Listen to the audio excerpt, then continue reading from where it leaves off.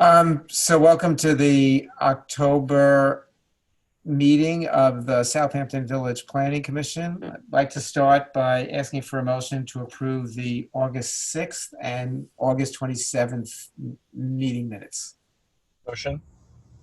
Do I have a I'll second? second it. Yeah, I'll second it. All in favor? Aye. Hi. Aye.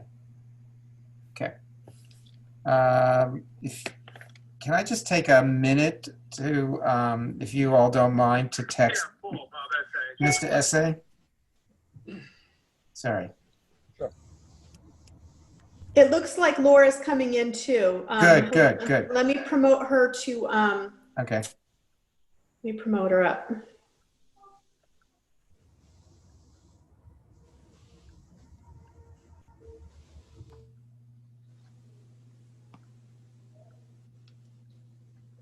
Laura, you should be on. I'm going to rename you. Hold on one second.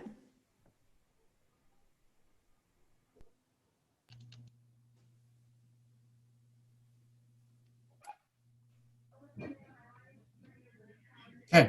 Okay, you're all set, Laura. Great. Laura? Good evening.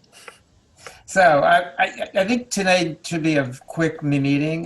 Just two items. One is after our meeting on the 27th of August, we reached back out to the trustees, both before the election and after the election, just to bring them up to date on where we were on the studies.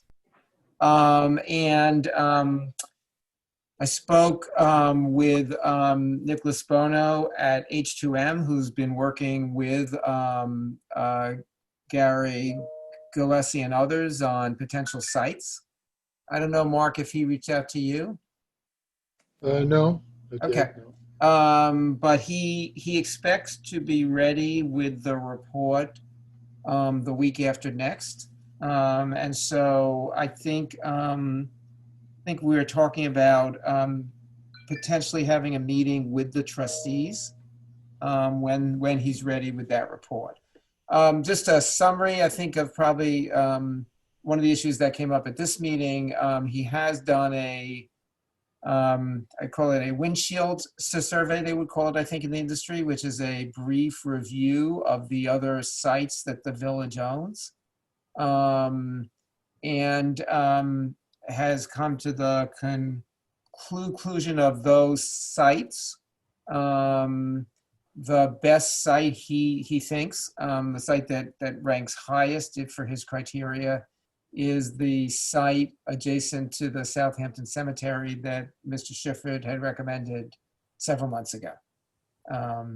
Thinks it fits very well in terms of the geography and where the water flow is, and also, I guess, had a brief discussion with the town, and it sounds like the idea that this may also serve some needs for the town is something that is a positive from everyone's point of view.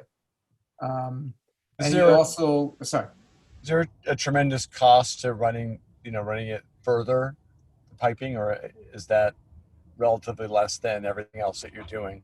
The second, relatively less than everything else you're doing. Mm-hmm. The biggest cost is usually land acquisition in terms of the sites, which is why I think, there was some thought back in August that if we could find a site the village owned, that would certainly be a good thing. But there is some cost to piping. But it's more, it's not a major cost. And as you may remember, the concept that he had come up with, which was that if a decision is made with the hospital to make use of their plant for the initial phase, the idea would be that would become a pumping station. And then there would be a second pumping station potentially on the Dozier property. And then both of those would pump up to the new plant. So it allows it. So he does think, which I think is, the issue that we've been talking a lot about over the last few months, that you could, that there is a potential if the hospital is agreeable to looking at that plant as a first phase. But not as it does not work as which we heard about last time. It doesn't really work as a long-term answer because of the capacity of the plant. And there's not a particular savings. If you basically have to build a new plant on that site, it doesn't save it, and it's not an ideal site long-term for a sewer plant, as Mr. Schiffer has repeatedly pointed out. Thank you. So, and then I should also report that Mark and I were invited to the meeting of the Clean Water Committee tomorrow on next Tuesday. And anyone who would be interested in joining, just email me or Mark, and we can get you the information to join. That's Tom Lotham's committee. I think they've been doing very, very good work, and they've been asked now to move to the next step. So, any questions on that? Okay. So I think the other topic we wanted to talk about tonight, briefly, and then, you know, next month, first I should mention the trustees are interviewing new candidates for the boards next week. And so I'm assuming there'll be some new members of the planning commission, since, as someone pointed out, we seem to be the finishing school for trustee candidates. We are going to, so next meeting is really the start of the new agenda. There's a few items we had identified, and Eldon, do you want to talk a little bit about the work we have been doing about the ARB and the items that are likely to be part of our agenda going forward? Sure. Well, the things that we had started discussing last fall, and when we had the CHIP representative come speak to us, I think, you know, I think it would be great if we could bring that to the trustees and get them to move a little bit on some of those open issues.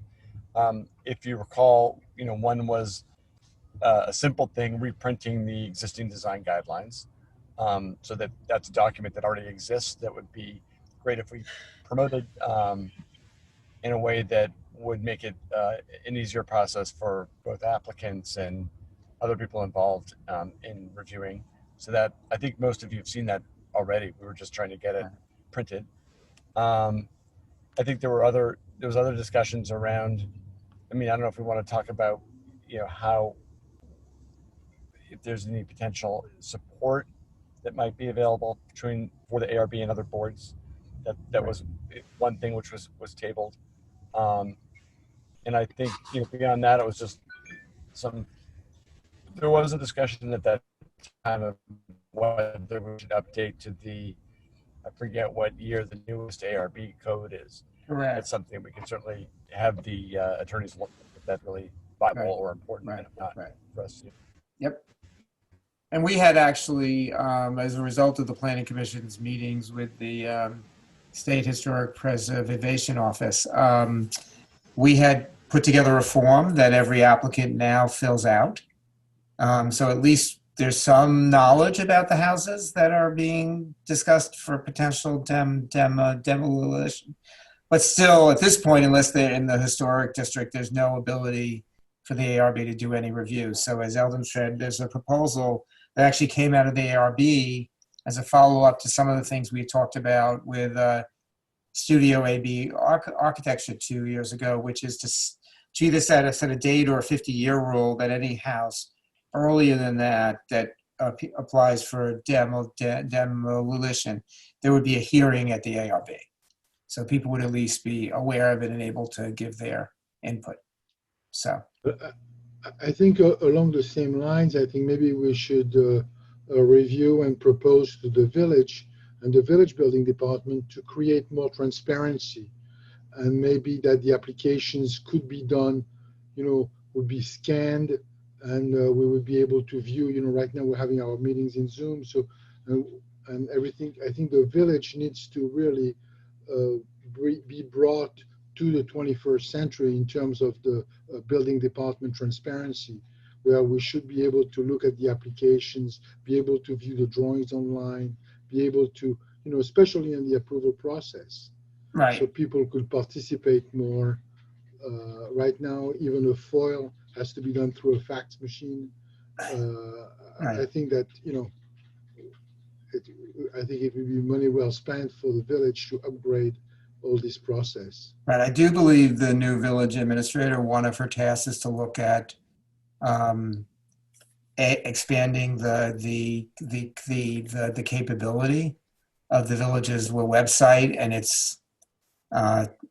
and to allow the applications to be seen online, which Yes, many, also, many cities and villages now have, where you can go online and see it.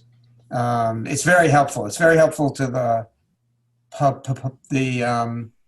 public, I think, to really understand what the boards are talking about. So that is something, Mark, yes. that is being considered, I think would be very helpful. I mean, there is one organization called ICC, which is the International Code Council, and they have new programs to help municipalities to exactly computerize all the approval process, all the forms, Right, all right, the review, and creates also a level field in Right. terms of the review process, Right. such that everybody goes through a similar process for review. right. Okay. So next on the agenda, we had, as I think everyone on this board knows, we had approved a consulting contract with James Lima after an RFP process. This is about a year ago for maybe a little more, I guess a little more actually, a year and a half ago for the hospital to do a zoning analysis of the hospital area. That did not move ahead. Mr. Lima then and his team were asked to revise the proposal to also consider the village center in the context of the wastewater initiative finally moving forward and some of the quick questions that have emerged, and also putting maybe a little more substance to some of the recommendations that the EEK firm made many years ago. Interestingly enough, and I think, Laura, this has been an issue you've brought up many times. In discussing the potential scope of the trustees, they are also interested in the firm looking at affordable housing opportunities within the village center as part of their work and what that would take to do. So I think, I as a think it's result of great. everything that's been happening, people have been picking up on that again. Eldon, you wanted to say something? Well, I mean, I think, it's a great firm, and I think that if we're considering a really major capital investment like a sewage treatment plant, you really want to look at all the economic and land use impacts and get the best outcome from that investment. So I think looking at things like housing, issues around housing, what's the real impact on businesses? Is this going to help stores and restaurants? Is it really going to help? Looking at those numbers, Right. Obviously we know it will help with the environment, but I think knowing all those answers is really important, and I think it's a good investment. And then, Laura, I think, one of the things that James Lima asked about, which I think we've talked about in the past, you've talked a lot about in the past, is whether, the village doesn't really have an active housing authority on its own. It really uses the town. And, if there is a move for affordable housing, what's the right venue to move that forward? Because the village itself really has not been in the affordable housing business. There are quite a few vehicles, like there's the Long Island Partnership, right? Long Island Housing Partnership, which also receive vouchers from the federal government, from HUD, exactly as the town housing authority. So the village could team up with also organizations like this. Right.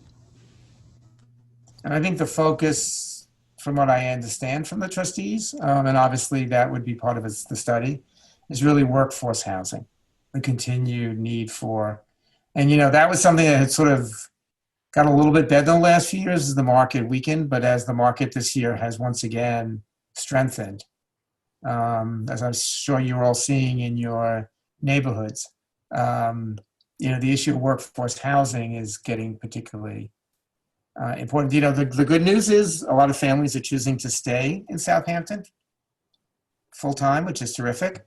The bad news is that means even fewer houses to rent for local families. So the whole issue of affordable housing for the workforce, I think, is people are increasingly concerned about. Branding it as workforce. Absolutely. Is definitely going to Yeah. be a better sell. So, Well, I think that the one issue also that I'm not so sure, I mean, would be as part of the village business district would be the review of the area where the movie theater that has been closed. I think they also closed their parking area. mhm, And we don't know whether this movie theater is going to be viable or not right. in the long run. So, what could be done with it? And I think there was some talks about the CPF getting involved and, being able to create something for the benefit of the community. It's a very large site. It's one of the largest sites in the village. Yep. Good point. There's Okay. also accessory structures. There's Laura, can you lots turn of up your ways that the sound? town is looking Great. at it. Could you say that again? I said there's accessory structures that the town has been looking at Yep. as a way. And I know that the village has earmarked, at least within the village center, certain properties that are already renting and there's a list. Right. And I think Joe knows about the list. Kimberly and Joe compiled the list. Right. So I think I did say that affordable housing is getting, and swimming pool centers and things are getting really bashed in the press. So making this thrusting towards workforce Right. is the better push. Yep. And I would like to work with Diana Weir on this Great. Terrific. because she's a pro. Yep. Yeah. And there are two different ways of doing it. That you can do it through the village or the town, more likely actually building units. The other option is you create a subsidy program for I was just thinking about what's her name? The hotel there on Hill Street. the Southampton Inn. Right. Yeah, the Southampton Inn, and what she was proposing, and what could work there. Right. It would be, a partnership there or something to. Yeah, absolutely. Yeah, that's a really good point. Like that's a classic of, to the extent you're going to put any housing there, having some of it being affordable is a really good option. I think what a lot of villages have done is in more recent years is rather than doing an affordable housing project, doing affordable housing units as part of a larger project. So there's more integration. It's not that this is affordable housing and this is market, but rather trying to mix them a little bit.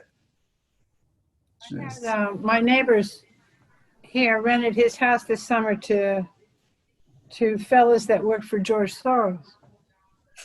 It wasn't cheap. Is that called workforce housing? Well, I mean, yeah, I think it was. But that is the problem, not on right? a scale, I think, of what we're talking about. Right, but that is the problem. It's just there's a lot of competition for this now. The subsidy is a good idea. I mean, I was thinking about that too, but I think the problem is the stock. I don't think that's much available. And when you go with the subsidies, a lot of people who rent in the summertime for exorbitant prices. I don't know if the subsidy can work there.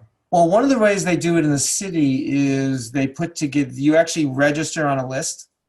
So to get affordable housing unit in the city, it's all, in that case, it's done by lottery, but you have to get on a list. All right. So you get on the list, and then people on the list get access to those units. If you're not on the list, you can't get access to those units. So if you were someone who worked at a local store, for example, and your income was in the right category, you could get on the list, and then as units become available, you could get the unit. And that's the way I think most people have tried to avoid exactly the issue you're talking about, which is, somebody,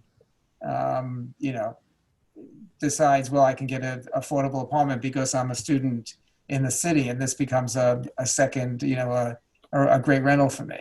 So you'd have to get on the list. You have to show you're from the village, or you work here, or whatever. So there are ways, I think, to cope with that. But the concept, I think, one concept, it's not necessarily the right one, is, let's say someone decides they're going to build 5 units in the village center on a site. You say at least one of those units has to be affordable, and you start to build a inventory that way.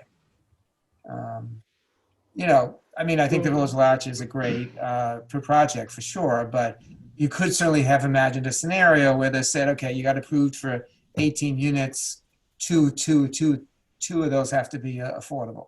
And we haven't done that historically, but I do believe that going forward, we're going to see more Village Latch type projects in the village, because there is, as I can attest, as a The question on a is personal level, tremendous demand for Latch condominiums. doing As you know, that? Eduardo, tremendous demand. Yeah. Sorry? Latch doing that? Is the Latch? No, They're not. but I'm Anybody saying there ask was him? a missed opportunity for us. Did anybody ask them? Sorry? Did anybody ask them? No, I don't believe anyone No. asked. No, I'm not blaming the Village Latch. I'm just saying I think they did exactly what they said they were going to do, and that the project looks great. But, going forward, one option is you harvest those opportunities to try to get units. But in the city, for example, they also allow that if you create a development in Manhattan or in certain districts, that you have to provide affordable housing in another district, Right. Somewhere else. So it doesn't have to be necessarily within the same building or within the same Right. complex. I think that's harder in the village because there's So they get, someone pointed out, there's just so little inventory right. that, it's very hard. So the village has done that in the past, and it would take 10 to 20 years for them to then get the units on the other side. It turned out, it's sort of like you almost need to jump when you have the opportunity. Jolie, can you let Eldon back in? We do. Hopefully. A little bit at a time, if that's what it takes. Yep. Right, but to go back along the lines of Laura, to I say believe he's in. Good. Okay. Thank you. I think that if the village may be able to work out an agreement with the town and the office of Diana Weir, then maybe, for future development in the village, there would be a contribution to workforce housing, within a certain distance of the village or within the Right. town. What you need to do is convert houses into apartments. Right. Like we have on a Meeting House Lane. Right. You're not going to be building new stuff here. Just buying the land is crazy. Right. So what you need to do is buy, the ranch houses and maybe make an apartment in the basement. Yep. Make 2 apartments. Yeah. That's the way you got to do it. And I don't know if you can get CPF money for that kind of project and start buying up homes instead of them being sold to people that want to use them for the summer. Right. Getting them and converting them to workforce housing. You're not going to do it otherwise. Either that or you build townhouses. And if you wait to convert, to subsidize what's on the market right now, there's not enough stock to really meet the demand. You really have to go out there and make the stock. Right. And Eduardo, what you're talking about is as Laura mentioned before, that's what the town's been looking at, is trying to encourage people to use accessory units as affordable units. Oh, that's part of it, but I'm saying Yeah. actually taking over the homes. Right, that's the The other homes opportunity, into right, Maybe 1, 2, 3 apartments. right, But some of the homes are pretty large, you know. Right, and, right. They could be converted to multiple use. right, right. So, Can you hear me? that's, I think, the short, did I miss anything on the sort of core agenda? Okay, I'm interested in going Tuesday. Paul, you want to email me? yep, I will, and I saw Eduardo, you're interested, so I'll email you. And what are people's availability later in October if we have joint meeting with the trustees about I'm wastewater? not in town the 8th through the 18th Okay, so after that? that week. And then I have to go somewhere. I have to go to Florida. And I don't want to go to Florida. Sorry? Family matter. Okay. Anybody else? I'm available the whole month, not a problem. Eldon, Mark? I'm around that whole month. Okay. So. Except Halloween. Yeah, I'm around also. Okay. All right, so thank you, everyone. Everyone looks Okay. healthy, good, glad to see. Yeah, that's right. Yeah, I think the village has been doing. I think the village has been doing a good job in terms of enforcing the social distancing, yep, enforcing the masks, enforcing. I think that it's been a nice concerted effort by Right. everybody. and for as long as it lasts, I gotta say, walking up and down the streets and seeing stores open again has been really nice this year. Right. We didn't have our normal fall drop-off so far. It's been really nice. The only thing that's been disconcerting to me is the build outs into the street for the restaurants, which I think is fine. Right, It's just that, the parking issue. right. And there's a lot more cars. There are a lot Yeah. more cars, yes, Yeah, a lot more cars and a lot fewer spaces than we had few spaces before. right, So, but I mean, I'm perfectly fine with that. Right. Perfectly. terrific. All right, thank you, everyone. Bye. Okay. Thank you. Bye-bye. Okay, bye-bye.